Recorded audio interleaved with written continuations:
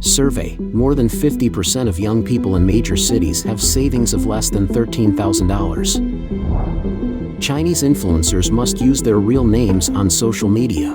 The CCP is accused of further suppressing public opinion. China's real estate market is still in a downturn, despite the CCP's stimulus measures. Xi Jinping lifts curbs on foreign investment in manufacturing, experts reveal inside story. It's all covered in today's China Truths. Survey: more than 50% of young people in major cities have savings of less than $13,000. China's economy faces ongoing challenges, with a recent survey shedding light on the financial struggles of the nation's youth, particularly in major cities. The 2023 Young People Savings Survey report, released by the DT Research Institute on October 19, once again captured the attention of mainland public discourse. The study involved 1,852 participants, maintaining a gender balance of 4 males to 6 females. Over 70% of those surveyed were born in the 1990s or 1995s, and nearly 90% hail from first-tier, new first-tier, and second-tier cities. As such, these results offer valuable insights into the financial landscape of urban youth. Notably, the survey did not differentiate whether the reported savings were self-earned or contributions from family or friends.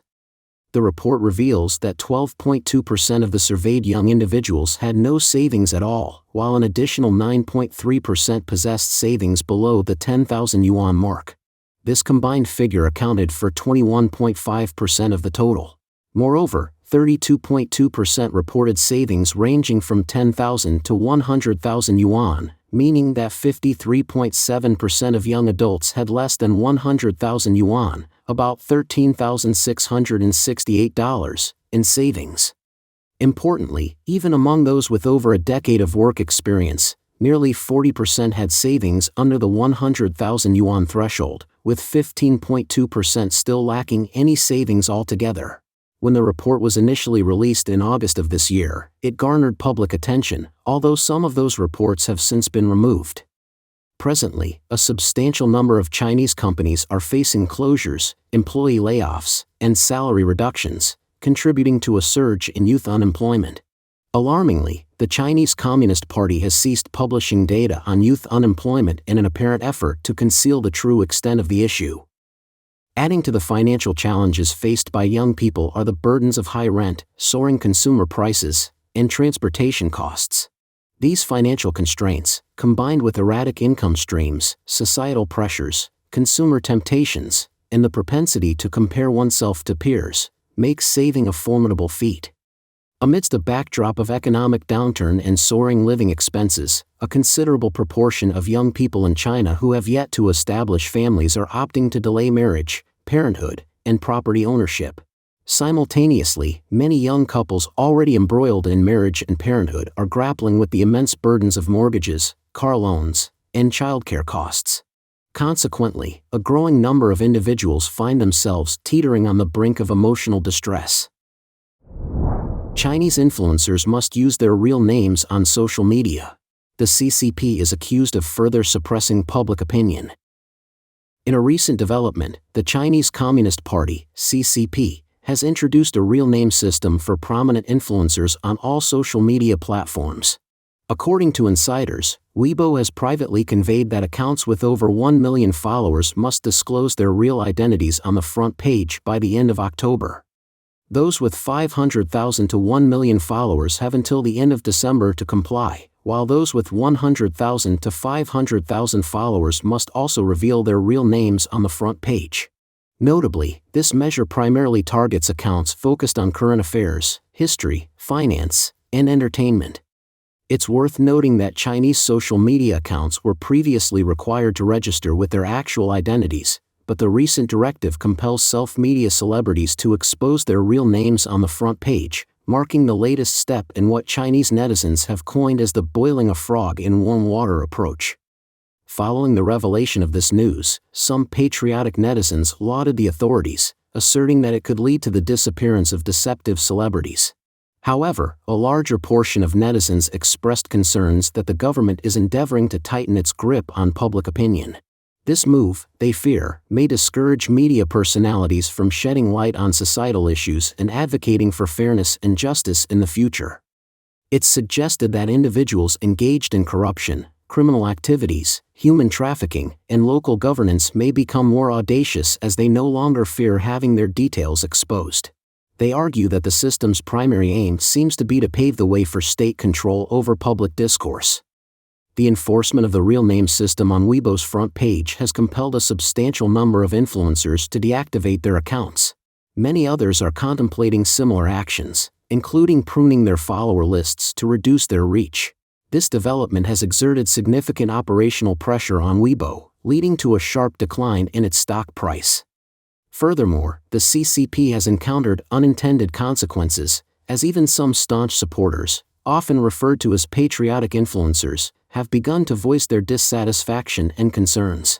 These individuals typically align with the CCP and engage in character attacks to drive online traffic and generate income. Yet, in response to the real name system, they have started expressing apprehension about cyberbullying. Notably, the internet celebrity account Diba Official WeChat, known for its pro-CCP stance, recently posted a critique of the official implementation of the real name system, labeling it a half-hearted policy. They foresee a resurgence of online vitriol, suggesting that an era of internet violence and harassment is on the horizon. China's real estate market is still in a downturn, despite the CCP's stimulus measures. The Chinese real estate sector, once a pivotal driver of economic expansion, has grappled with a series of regulatory constraints since 2020. In response, the Chinese government has expedited the implementation of various policy incentives as the real estate industry grapples with mounting debt-related challenges, particularly affecting behemoths like Evergrande Group and Country Garden. These measures were aimed at mitigating excessive debt, enhancing financial discipline, and lowering the likelihood of defaults among developers. In the current economic climate, I find myself uncertain about my future, expressed the 28-year-old computer programmer, Song. On October 19, official data from the CCP disclosed that the price of new homes in China experienced a third consecutive monthly decline in September, dropping by 0.2% compared to the peak buying period in August. This declining trend in property values persisted in key cities such as Shenzhen and Guangzhou during September. Among the 70 cities that reported housing price data, 54 experienced a decline last month, a slight increase from 52 in August. In addition to this, recent data highlights significant setbacks in property sales and investment, with both experiencing double-digit declines of 19.8% and 18.7%, respectively. These trends indicate that China's economy is still grappling with challenges. Andy Lee, who serves as a real estate agent and the CEO of Sendaline China, pointed out that while various lenient policies have helped lower purchase costs, they have not succeeded in spurring fresh demand. Furthermore, developers anticipate that sales will remain lackluster in October, as visits to property sites rarely result in actual purchases. While recent policy support has provided a boost to housing demand in major metropolises like Beijing and Shanghai, the overall housing sector in China remains profoundly subdued. The disparity between larger and smaller cities is evident, as demand continues to sputter in areas grappling with housing oversupply.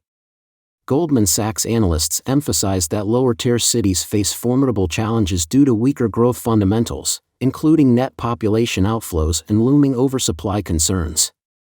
Nomura Securities echoed this sentiment, cautioning against prematurely declaring a turnaround in the real estate industry. Nomura further warned that, given the persistently lackluster housing demand, recent relaxation measures in the real estate sector may inadvertently exacerbate the problem by increasing housing supply, thereby exerting additional downward pressure on housing prices. Moreover, the modest resurgence observed in first-tier cities may continue to siphon off housing demand from their smaller counterparts. S&P Global Ratings, in a recent development, revised its projections for property sales in China this year, anticipating a decline of 10% to 15% from 2022, as opposed to its previous forecast of a single-digit percentage dip. Furthermore, S&P Global Ratings foresees an additional 5% drop in sales in 2024. This uncertain real estate climate is reflected in the sentiments of individuals like Doris Dong, a 30-year-old homemaker residing in Beijing, who remarked, "With the sluggish real estate market and economic downturn, I don't have a strong urge to invest in a new property. I prefer to keep my money readily accessible." Xi Jinping lifts curbs on foreign investment in manufacturing, experts reveal inside story. Delivering a keynote speech at the opening ceremony of the Belt and Road Summit Forum on October 18, Chinese leader Xi Jinping announced that his government would completely lift restrictions on foreign investment in the manufacturing sector. His announcement came at a time when China is facing crises such as capital flight, manufacturing recession, and rising youth unemployment. Experts said that China's economy is deteriorating and it is in urgent need of foreign capital transfusions, but it is difficult to achieve the goals. In recent years, China has been hit by the Sino-US trade war and the COVID pandemic. The world's second-largest economy has shown a downward trend. Chinese authorities have already opened up to the manufacturing industry. In 2021, they issued the Special Administrative Measures for Foreign Investment Access. This 2021 version of the negative list for foreign investment access cut down the number of items restricted or prohibited to foreign investors, which helps widen access to more industries and fields. China has abolished or relaxed its restrictions on foreign shareholding in many industries and fields such as the seed industry, automobile, ship and aircraft manufacturing, securities, banking, insurance, and vocational training. Some analysts believe that Xi Jinping's announcement of comprehensive liberalization at this time is more of a political statement. Because China now faces challenges in attracting foreign investors, it needs more powerful policies to stabilize foreign investment. According to Wang Yi, an expert on China issues, Xi Jinping made such a major statement at the Belt and Road Summit, and he had his calculations behind it. Wang Yi analyzed that China is now facing two problems. First, the manufacturing industry needs to be upgraded, and the Chinese government needs to solve technical bottlenecks and seek foreign investment. Second, China's economy is now in trouble, and Xi Jinping hopes to stabilize foreign investment and foreign trade to push up China's economic recovery. However, in recent years, China's economic environment has deteriorated, and policies have changed rapidly. Beijing has adopted the National Security Law, the Counter-Espionage Law, and the Anti-Foreign Sanctions Law to target foreign companies for suppression and retaliation.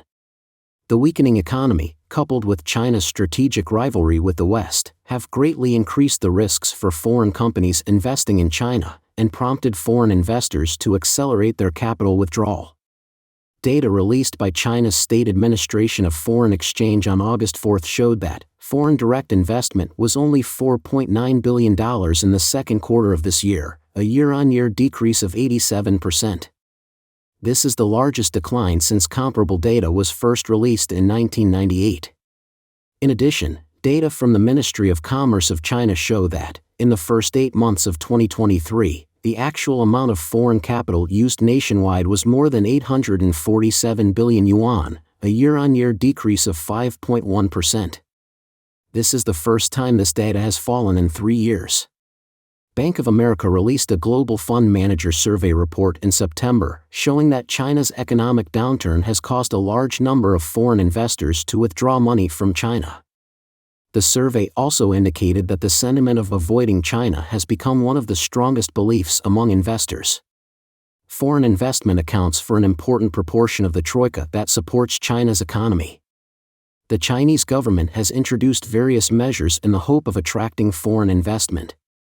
On August 13, the State Council of China put forward the 24 opinions on attracting foreign investors in an attempt to bring foreign investment back. Expert Wang He analyzed that China is definitely in need of foreign capital transfusions. Currently, foreign-funded enterprises are in a state of two-level differentiation. European companies such as Mercedes-Benz and Volkswagen are adding more capital in China, but more foreign companies are leaving China. Wang Yi said that, at present, the global manufacturing industry and supply chain are reorganized, and the phenomenon of decoupling from China is quite prominent. Foreign investors are faced with a dilemma. Judging from the current situation, Xi Jinping has come up with some favorable policies at this time. Wang Yi believes that the Chinese leader hopes to retain foreign investment as much as possible, and he has such considerations. But can China retain foreign investment after announcing comprehensive liberalization? Wang Yi believes that the Chinese government is becoming more and more passive internationally, as more and more foreign investors are exiting China. Moreover, once China launches an aggressive war against Taiwan, Europe and the United States will definitely impose devastating sanctions on the Chinese government, and the intensity may be greater than that of Russia. Wang Yi said that, due to the instability of China's political situation and the possibility of sudden changes in the international situation, especially the recent two wars, the Russia-Ukraine war and the Israel-Hamas conflict, the world has become increasingly turbulent. In addition, China may attack Taiwan at any time. From this perspective, Wang Yi said that foreign investors would have considerable reservations about investing in China, so it will be very difficult for the communist authorities to achieve their goals of stabilizing foreign investment and foreign trade. Don't forget to leave a comment in the section below to share your opinions on today's topic with us. Make sure to like and subscribe to see more interesting topics from China Truths.